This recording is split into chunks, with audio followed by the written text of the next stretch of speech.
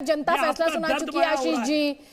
Jasmine Shah की party के favour में फैसला सुनाया है। बीजेपी ने जबरदस्त फाइट की है 15 सालों तक शासन के बावजूद। तो तमाम पहलुओं पर यहाँ पर बात हो रही है। आप दोनों बहस में ये भी कहते हैं हम साथ मिलकर आगे बढ़ेंगे और फिर यहाँ पर तू में भी स्टार्ट हो जाती है। तो आशीष जी ये सवाल पूछ रहे जैस्मिन शाह कि आपके जिस मॉडल को अंतर्राष्ट्रीय मंचों पर सराहा जाता है उसे लोकल क्षेत्र में ही जनता जो है उसका सपोर्ट नहीं मिलता। अभी वो आतिशी जी के एक क्षेत्र में ये कह रहे हैं कि वो आम आदमी पार्टी को नहीं जिता पाई, ये सवाल उठा रहे हैं वो। देखिए ये एमएलए का मैं वापस वही कहूंगा, तो आपके जितने भी लोकसभा सांसद थे अगर उनके एरिया में अगर वार्ड हारे तो क्या उनको इस्तीफा दे देना चाहिए? मतलब ये लॉजिक ही मुझे समझ में नहीं आ रहा है कि एमएलए की जिम्मेदारी ये कॉर्पोरेटर का चुनाव है। उनकी बात पूरी होने दीजिए, मैं आपको मंच दे दूंगी। नहीं एक साथ आप बोलेंगे तो दिक्कत होगी मुझे, मैं इस तरह से बहस नहीं कर पाऊंगी। आशीष जी इंतजार कीजिए, उनकी बात पूरी हो जाने दीजिए, मैं आपको मंच दे दूंगी। जब ये बोल रहे थे तब आपने इनको कहा नहीं सर, मैं सबको इंटरप्ट करती हूँ, आप ये बात नहीं कह सकते सर, ये बात आप नहीं कह सकते। मैं सबको इंटरप्ट करती हूँ क्योंकि मैं बहस करती हूँ दर्शकों के लिए, मैं बहस अपने लिए पैनलिस्ट के लिए नहीं करती। तो प्लीज जैस्मिन शाह 30 सेकंड से बात पूरी कर लीजिए, उसके बाद आशीष सूद जवाब दीजिएगा। बिल्कुल, देखिए ये कहना कि ये एमएलए की यहां से सीटें नहीं जीती उस एमएलए के, मतलब ये ध्यान भटकाने वाली चीज है। नेट आज जो सबसे बड़ी न्यूज है कि दिल्ली वालों ने 15 साल के भाजपा के कुशासन के बाद पूर्ण बहुमत से सेफ मार्जिन से आम आदमी पार्टी को जिताया है।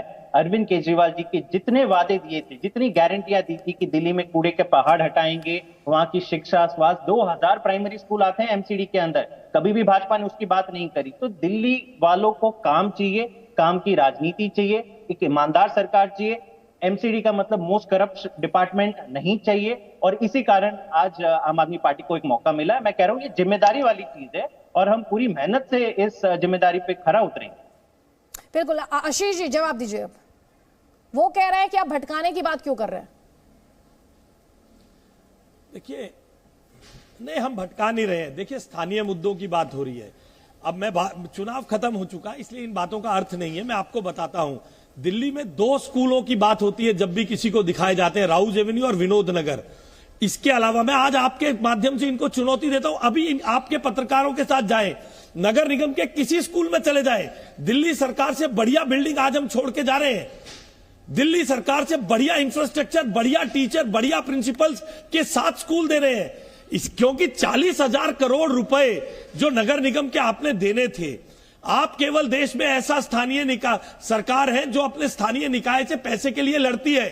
वो 42,000 करोड़ रुपए दिल्ली की जनता के लिए ना खर्च के आपने अपने राज्यों में चुनाव के लिए एम्बेजल किए हैं। वक्त उसका भी फैसला करवाएगा, मगर आप ये कहकर बच नहीं सकते कि एक और तो चर्चा करते हैं स्थानीय मुद्दों की है। लगा रहे हैं चुनाव प्रचार में खर्चे के लिए। मैं पूरी जिम्मेदारी से लगा रहा हूँ। ठीक, मैं पूरी जिम्मेदारी से लगा रहा हूँ। मैं पूरी जिम्मेदारी से लगा रहा हूँ। कुछ इंपॉर्टेंट इन्फॉर्मेशन और ये जो रिजल्ट्स आए हैं उससे जुड़े हुए कुछ इंसाइट्स यहाँ पर हम देना चाहते हैं, क्योंकि एमसीडी के नतीजों से एक और बात जो स्पष्ट हो गई वो ये रही कि दिल्ली के वोटर ने काम को देखा है, वो चेहरे पर नहीं गया, वो प्रतिष्ठा पर नहीं गया। दिल्ली की राजनीति के हिसाब से बड़े बड़े स्टार कैंपेनर्स रहे, वो इस चुनाव में वोटों को शिफ्ट नहीं करा पाए। केजरीवाल के कई दिग्गज और मंत्री भी अपने इलाकों में पार्टी को बड़ी जीत नहीं दिला पाए।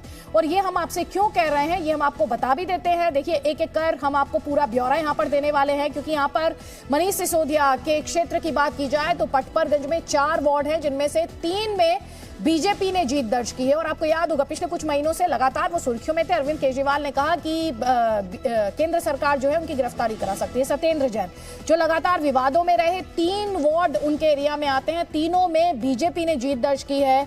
और आम आदमी पार्टी जो है वो वहां पर खाता भी नहीं खोल पाई है। मालिश के उनके वीडियो आए, एक रेप एक्यूज से मालिश कराने के आरोप उन पर लगे। और उसके बाद आप गोपाल राय को देख लीजिए, बाबरपुर में 4 वार्ड हैं, वहां पर 2 में बीजेपी ने जीत दर्ज की, कांग्रेस 1 वार्ड में जीती और आम आदमी पार्टी इन 4 वार्ड में से सिर्फ 1 वार्ड रहा जहां पर वो जीत दर्ज कर पाई। यहां पर अगर बात की जाए कैलाश गहलोत की तो वो उनके भी 4 वार्ड में से 3 वार्ड ऐसे रहे जिन पर बीजेपी द्वारा जीत दर्ज की गई। तो ये हम आपको दिखा रहे हैं कि नाम और उनकी परफॉर्मेंस क्या रही है, क्योंकि हर किसी का आकलन करना बहुत जरूरी है। अब आप इमरान हुसैन को देख लीजिए, 3 वार्ड उनके एरिया में आते थे, जिनमें से 2 पर आम आदमी पार्टी द्वारा जीत दर्ज की गई, जबकि बीजेपी सिर्फ 1 वार्ड में जीत का परचम लहरा पाई। आतिशी जी का जिक्र अभी कर रहे थे थोड़ी देर पहले आशीष सूद जी, वो इसलिए कर रहे थे क्योंकि जो तीनों वार्ड रहे वहां पर बीजेपी ने जीत दर्ज की है और आम आदमी पार्टी एक भी वार्ड में जीत दर्ज नहीं कर पाई। दुर्गेश पाठक की बात कर लेते हैं तो राजेंद्र नगर में 3 वार्ड है,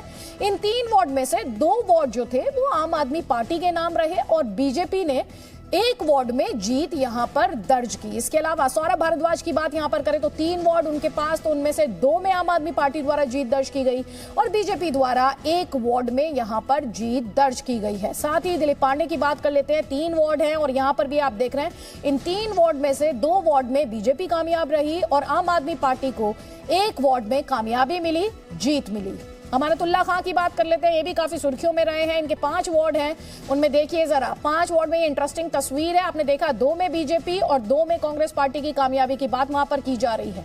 तो ये तो रही जो हम बात कर रहे थे कि एमएलएस की परफॉर्मेंस कैसी रही। अब लोकसभा क्षेत्रों के हिसाब से भी इस परफॉर्मेंस को देखना बहुत ज्यादा जरूरी हो जाता है, क्योंकि आपने बीजेपी की कैंपेन में यह भी देखा कि कई केंद्रीय मंत्री वहां पर पहुंचे कैंपेन करने के लिए, बड़े बड़े नेताओं को मैदान में उतारा बीजेपी द्वारा और बीजेपी की स्ट्रैटेजी रही है। बीजेपी बार बार ये बात कहती है कि उसके लिए इलेक्शन है, चाहे वो नेशनल लेवल का इलेक्शन हो या फिर लोकल बॉडीज का इलेक्शन हो।